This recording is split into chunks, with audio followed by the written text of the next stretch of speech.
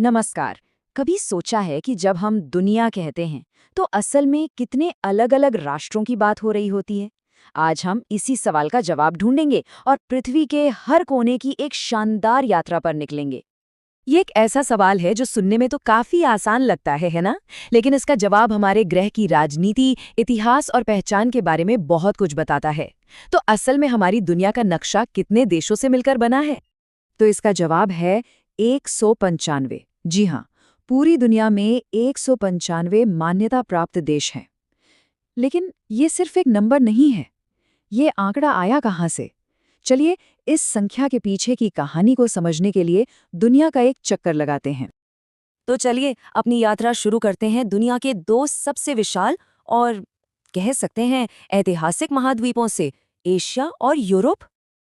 तो हमारी पहली मंजिल है दुनिया का सबसे बड़ा और सबसे ज्यादा आबादी वाला महाद्वीप एशिया, जो पूरे 49 देशों का घर है। और इसके ठीक बाद हम यूरोप का रुख करेंगे, जहां 44 देश है और भाई वहां तो इतिहास हर कोने में बसा है। जैसे कि चीन, भारत, जापान, इंडोनेशिया। अरे ये तो बस कुछ ही नाम हैं जो एशिया की जबरदस्त विविधता को दिखाते हैं।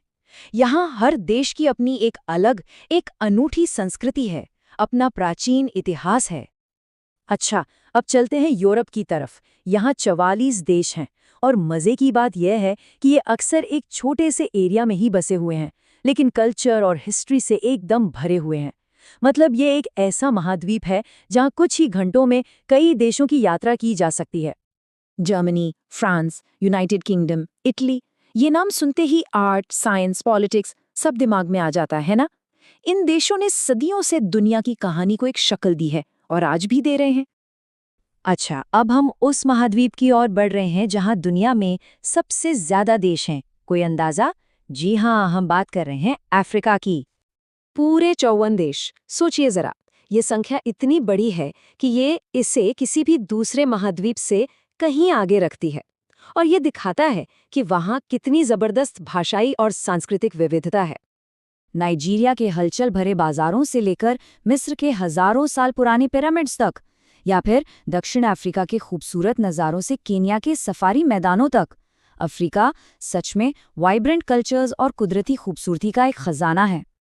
तो हमारी ये जो ग्लोबल जर्नी है, अब वो पहुंचेगी पश्चिमी गोलार्ध और प्रशांत महासागर के विशाल विस्तार तक, मतलब अमेरिका और ओशिनिया। तो अमेरिका और ओशिनिया को मिलाकर देखें तो यहाँ 49 देश हैं।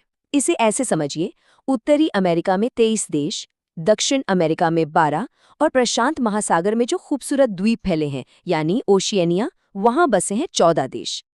एक तरफ संयुक्त राज्य अमेरिका की शक्ति है, तो दूसरी तरफ ब्राजील का वो रंगीन कल्चर और अर्जेंटीना का जुनून।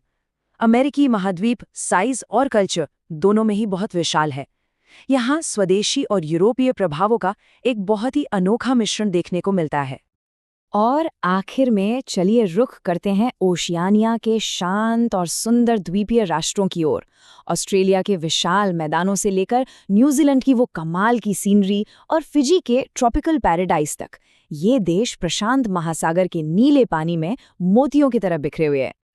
तो भाई दुनिया का चक्कर तो हमने लगा लिया, लेकिन घूम फिर कर वापस उसी सवाल पर आते हैं। ये 195 का जो आंकड़ा है, ये बना कैसे?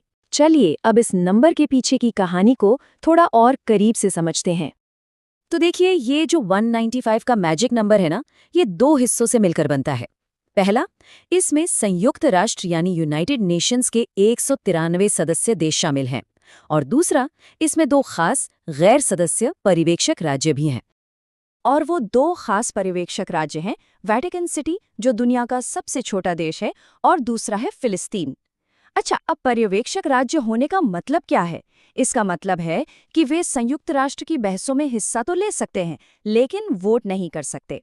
तो बस इन्हीं दोनों को मिलाकर हम 195 के फाइनल नंबर तक पहुंचते हैं। तो अब जब हम इस सफर के आखिर में आ पहुंचे हैं, तो जरा उस कमाल की डाइवर्सिटी पर एक नजर डालते हैं जो हमने देखी है। हमारी इस यात्रा ने हमें एक बात तो साफ दिखा दी है, हर देश की अपनी एक कहानी है, अपनी एक खूबसूरती, चाहे वो ऊंचे पहाड़ हों, विशाल रेगिस्तान हो या फिर गहरे नीले सागर। और सच तो यही है कि ये जो कमाल की विविधता है, यही हमारी दुनिया को इतना खास, इतना खूबसूरत बनाती है। तो अब एक सवाल मन में आता है, इस अद्भुत सूची में से कौन सा देश है जो सबसे ज्यादा अपनी ओर खींचता है, और क्यों? इस पर सोचिएगा जरूर और अपनी ज्ञान की यात्रा को हमेशा ऐसे ही जारी रखिएगा।